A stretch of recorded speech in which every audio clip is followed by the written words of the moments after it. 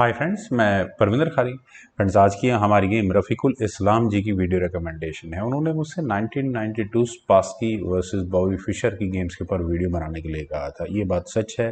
Bobby Fischer बहुत strong खिलाड़ी थे अपने समय के, बहुत कम गेम वे हारे हैं। लेकिन फिशर स्पास्की की जो सीरीज हुई थी उसमें वे 5 गेम्स हारे थे। थोड़ा हैरानी भरी बात तो थी।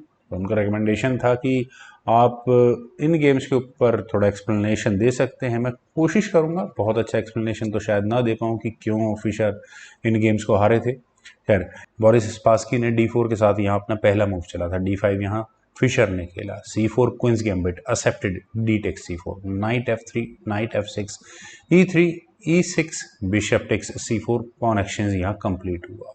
C5 और इसके बाद यहाँ स्पास्की का कैसल आया safety first. A6 then D takes C5 जरूरी भी था। Queen takes D1, rook takes D1, bishop takes C5, फिर दोबारा पॉन एक्सचेंज बिल्कुल इक्वल रहा। मटेरियल डेवलपमेंट वाइज दोनों खिलाड़ियों के अपने अपने फायदे हैं। B3 हुआ, then knight at B goes to D7, bishop आया D2 स्क्वायर पर, B6, then night C3 square पर। बिल्कुल लगभग इक्वल चल रही है। वाइट कह सकते हैं थोड़ा सा बेटर है। बिशप B7, रुक गोज टू C1, यस। और अगर हमारे जैसा कोई खिलाड़ी हो इस पॉइंट पर तो बिशप टेक्स F3 को ही चलेगा और जी टेक्स F3 करके ये F फाइल में पॉन्स को डबल करवा देगा। लेकिन यहाँ फिशर ने अपने बिशप को लिया E7 स्क्वायर पर, नाइट D4, देन रुक C8, F3 तो B5। बिशप पर अटैक बना। बिशप गया E2 स्क्वायर पर, बिशप C5, नाइट और उसके बाद पॉन, देन किंग। तो पहले यहाँ किंग को हटाया स्पास्की ने। किंग E7, ब्लैक का मूव आया, then E4, G5, knight B1, G4। और ऑब्वियस है कि स्पास्की कम से कम F टेक्स G4 नहीं करने वाले, क्योंकि रुक डेंजरस फाइल में आ जाता है ऐसा करने के बाद। खैर, bishop A3, bishop exchange asking है। कह सकते हैं कि नाइट सेफ है, लेकिन यहाँ पर पहले किया गया B4, वापस बिशप पर अटैक बना और सरप्राइजिंगली यहाँ स्पास्की ने एक्सचेंज सेक्रीफाइस दिया है। रुक टेक्स C5, और आखिरी एक्सचेंज सेक्रीफाइस क्यों दिया गया है ये सोचने वाली बात है। फिशर क्यों रुक टेक्स C5 करेंगे? क्योंकि उन्हें पता है कि ये रुक फिलहाल पिन हो जाएगा और इस रुक पर डिफेंस करना ना गेम लगभग इक्वल हो जाएगी। अगले मूव में वाइट यहाँ अपने रुक को ऐसे स्क्वायर पर लेकर आएंगे जो प्रॉब्लम्स को और ज़्यादा बढ़ाएंगे। तो फिशर ने यहाँ नाइट टेक्स C5 किया है। बिशप टेक्स B4 कर लो, एक्सचेंज। अब तो एक पॉन मतलब एक पॉइंट की लीड तो यहाँ फिशर को मिल ही चुकी है। रुक अटैच गोज टू D8। यहाँ फिशर ने ऊपर से नाइट को भी पिन कर दिया है। इस नाइट पर और ज़्यादा प्रेशर बन नहीं सकता, लेकिन नाइट के साथ इश्यूज नहीं है। दूसरा नाइट है उस पर डिफेंस करने के लिए। Knight A3, G takes F3, G takes F3, then knight at F goes to D7, knight गया C4 स्क्वायर पर। अगर मैं देखूं तो ब्लैक का नाइट पिन जरूर है, लेकिन बहुत ज़्यादा स्ट्रॉन्ग डैमेज बिल्कुल नहीं है। बिशप A8, देन किंग गया F2 स्क्वायर पर, रुक G8 तो H4, देन रुक C7, नाइट C2, रुक आया B8 स्क्वायर पर, सॉरी फॉर दैट। और रुक के B8 स्क्वायर पर आने के बाद बिशप पर एग्जैक्टली टारगेट है। बिशप गया A3 स्क्वायर पर, देन हुआ H5, रुक G1, किंग F6 और फाइनली इस नाइट की पिन को खत्म किया गया है। एक चेक जरूर आती है, लेकिन बहुत लेजेंडरी चेक नहीं होने वाली। किंग E3 यहाँ पहले स्पास्की नहीं चला। मुझे ऐसा लगता है कि यहाँ ई पॉन पुश बेटर वर्क करता है एग्जैक्टली इस पॉइंट पर ना। ओके, यहाँ इश्यूज इतने स्ट्रांग नहीं रहने वाले थे। अगर यहाँ से ये गेम आगे बढ़ती है, क्योंकि वाइट की इंटेंशंस क्लियर है, उसको G5 स्क्वायर पर ही लेकर जाएंगे, तो ये जो फायरिंग लाइन है कम से कम ये क्लोज हो जाती वाइट की। लेकिन फिशर ने पहले यहाँ अपने इस ए पॉन को आगे पुश किया, पॉन सेक्रीफाइस या पॉन का लालच दिया। कोई फर्क पड़ने वाला नहीं वाला, क्योंकि नाइट टेक्स A5 नहीं हो सकता because of knight takes B3 move. और नाइट टेक्स B3 होने के बाद पहले तो यहाँ नाइट पर डायरेक्टली अटैक आपको दिख ही गया होगा। ए टेक्स B3 होने के बाद पहले होगा rook takes B3 with check. Knight takes B3 होने दिया जाए, then this move, knight directly eliminate हो जाएगा और उसके बाद यहाँ ये नाइट और बिशप दोनों पर अटैक होगा।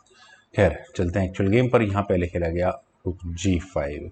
रुक के G5 स्क्वायर पर आने के बाद अभी भी यहाँ फिशर के पास चांस है इस ई पॉन को आगे पुश करने के, लेकिन फिशर की अपनी कैलकुलेशंस रही होंगी। उन्होंने यहाँ इस ए पॉन को आगे पुश किया और ए पॉन को आगे पुश करने का मतलब है प्रोवोक करवाना इधर बी फाइल में पॉन एक्सचेंज को कंप्लीट करने के लिए मान लेते हैं थोड़ा सा इस गेम को आगे बढ़ाते हैं और वाइट अपनी इंटेंशंस के साथ चलता है रूक टेक्स h5 जैसी की, तो 8x b3 रूक टेक्स b3 वो भी चेक के साथ होगा, किंग f2 स्क्वायर पर ही जाएगा। इधर नाइट से चेक अगर दे भी दी तो यहाँ वाइट को बिशप टेक्स d3 ही करना पड़ेगा। रूक टेक्स d3 के बाद नाइट को बचाना पड़ेगा, कौन सा नाइट बचाया जाएगा ये भी देखना होगा।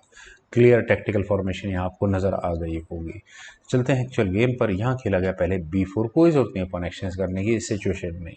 नाइट पर अटैक बना, नाइट गया b7 स्क्वायर पर, देन हुआ b5, पौन एक कदम और आगे पुश हो गया। हाँ खतरा कुछ इस तरह का भी बनता हुआ नजर आ रहा है, लेकिन नाइट है भी उस d6 पॉन की स्क्वायर के डिफेंस के लिए, और e5 मैं पहले ही आए कर रहा हूँ, होना चाहिए था, लेकिन knight B goes to c5, knight वापस आ चुका है और पॉन फिलहाल एग्जैक्टली अनडिफेंडेड तो हो ही गया है। रूक टेक्स h5 क्या होगा, रूक टेक्स b5 हो जाएगा ऐसा करने के बाद। खैर नाइट d4 के ऑप्शन को पहले यहाँ पर स्पासकी ने चुना, उन्होंने यहाँ अपने पहले पॉन पर डिफेंस किया है, that's better I think so. e5 ये मूव तो चला ही जाना था, नाइट पर अटैक बनाए और अब ये नाइट कहाँ जाए, f5 ये एक अच्छी ऑप्शन है लेकिन अल्टीमेट नहीं है। यहाँ खेला गया नाइट टेक्स e5, इसी पॉन को लिया गया, क्यों लिया है स्पासकी ने। नाइट टेक्स e5 होने के बाद हुआ रुक f5 चेक, किंग के जाने के लिए आइदर e7 या जी फाइल ही ओपन है, मान लेते किंग g7 स्क्वायर पर रख भी दें तो रुक टेक्स c5, यही हुआ था गेम में। पॉन को लेना तो आसान नहीं है स्पासकी के, ऊपर से रुक ऐसे स्क्वायर पर आ चुका है जो बड़ा ही परेशान करने वाला है। बिशप कहाँ जाकर गेम को खेलने वाला है वो भी क्लियर है यहाँ से।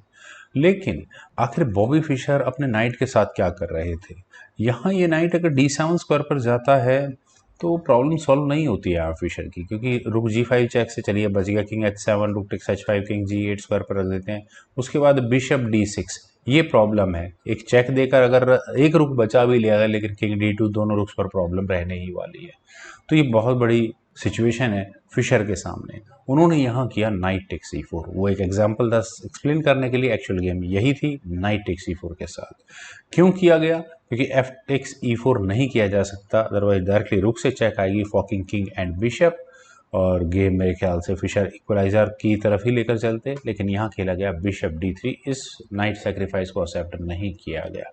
अब चाहे तो ब्लैक यहाँ बिशप को पिन करने की कोशिश कर सकता है बिशप पर अटैक बनाने के लिए, वही हुआ भी यहाँ पर। रुक c3 बिशप पर अटैक बना, बिशप गया b4 स्क्वायर पर, और फिशर को जो कुछ भी इस रुक के साथ डिसाइडिव करना है वो यहाँ कर ले, अदरवाइज प्रॉब्लम्स होंगी। अगर रुक को वापस बचाने की कोशिश की जाए तो यहाँ पर फिशर को नाइट गंवाना पड़ता है एग्जैक्टली। तो फिशर ने डिसाइड किया कि वो करेंगे rook takes d3 check, king takes d3 होने के बाद नाइट बचाया गया, f6 स्क्वायर पर बिशप आया, d6 स्क्वायर पर रुक पर अटैक बना, और ये बिशप ऐसे स्क्वायर पर स्पासकी ने प्लेस कर दिया है जो बहुत ही अनोइंग होने वाला है बॉबी फिशर के लिए। रुक c8, देन रुक g5 check, king h7, bishop आया e7 स्क्वायर पर और बिशप e7, नाइट पर अटैक, नाइट पर अटैक के साथ साथ फ्रेंड्स किस तरह के चेकमेटिंग पैटर्न्स या थ्रेट्स आपको नजर आ गई होंगी। पूरा बोर्ड स्वैप हो सकता है ऐसे। नाइट e8 यहाँ फिशर के लिए फोर्स्ड हो जाता है, protecting its g7 square. Well rook takes g5 h5 check, sorry king गया g6 स्क्वायर पर, रुक g5 चेक, किंग गया h7 स्क्वायर पर, बिशप f4, बिशप f4, आखिर ये किस लिए चला गया है। ओके क्या आपने पॉन पर डिफेंस करने के लिए, मुझे ज़्यादा इश्यूज लग नहीं रहे थे। वेल f6 दोबारा रुक पर अटैक बना, रुक गया f5 स्क्वायर पर, किंग g6, रुक के साथ कोई इश्यूज खास है नहीं। देन हुआ b6, पॉन एक कदम और आगे पुश हो चुका है, और एग्जैक्टली इस पॉइंट पर फिशर यहाँ थोड़ा मैनेज कर सकते थे गेम को, अपने बिशप को b7 स्क्वायर पर ले जाकर, शायद बेटर होता, h5 check, king h7 square पर जा सकता था और एक होल्डिंग पोजीशन यहाँ होती फिशर के पास। लेकिन रुक को d8 स्क्वायर पर जब फिशर लेकर गए, इरादा सही है, नाइट को रिमूविंग द डिफेंडर, नाइट को एलिमिनेट करो, रुक को अनडिफेंडेड कराओ, लेकिन स्पासकी ने पहले अपने रुक को लिया a5 स्क्वायर पर। Then bishop takes f3, pawn जरूर गया है लेकिन h5 चेक के मूव के बाद यहाँ बॉबी फिशर ने रिजाइन कर दिया। और फ्रेंड्स आप वीडियो को पॉज करके रखें और रेजिग्नेशन का रीजन जरा समझने की कोशिश करें। यहाँ पर ये b6 स्क्वायर पर रखा हुआ पॉन बहुत परेशानी खड़ी करने वाला है ब्लैक के लिए। मान लेते हैं कि अगर ब्लैक बिशप टेक्स h5 करेगा तो b7 और इस पॉन को रोकने वाला अब फिलहाल कोई नहीं होगा, तो बिशप इंपॉर्टेंट डायगोनल से हट नहीं सकता। किंग h7 जैसा मूव अगर हम ले ब्लैक के लिए तो उसके बाद रुक a7 चेक होगा, रुक सीधा 7th रैंक में पहुंच गया। किंग को मान ले h8 स्क्वायर पर रख भी दें, देन किंग e3 होगा, बिशप पर अटैक बनेगा, बिशप इस पूरी डायगोनल में जहां चाहे वहां चला जाए। उसके बाद यहाँ ये बी पॉन आगे पुश होगा ही होगा और क्वीन प्रमोशन यानी कि कम से कम यहाँ रुक गंवाना पड़ेगा ब्लैक को। ऊपर से नाइट e6 की ऑप्शन तो मुझे ज़्यादा बेटर लगती है। रुक पर अटैक बनेगा, रुक हटेगा c8 स्क्वायर पर, उसके बाद आराम से फॉक लगाई जा सकती है बिशप और रुक पर। फ्रेंड्स, काफ़ी स्ट्रॉन्ग गेम थी। मुझे उम्मीद है आप सभी लोगों को भी ज़रूर पसंद आई होगी, तो आप लोग इस वीडियो को लाइक करें, शेयर करें और मेरे इस यूट्यूब चैनल चेस गुरु को प्लीज़ सब्सक्राइब ज़रूर करें। आपके कमेंट्स का मुझे बेहद इंतजार रहेगा। Thank you for watching and bye for now.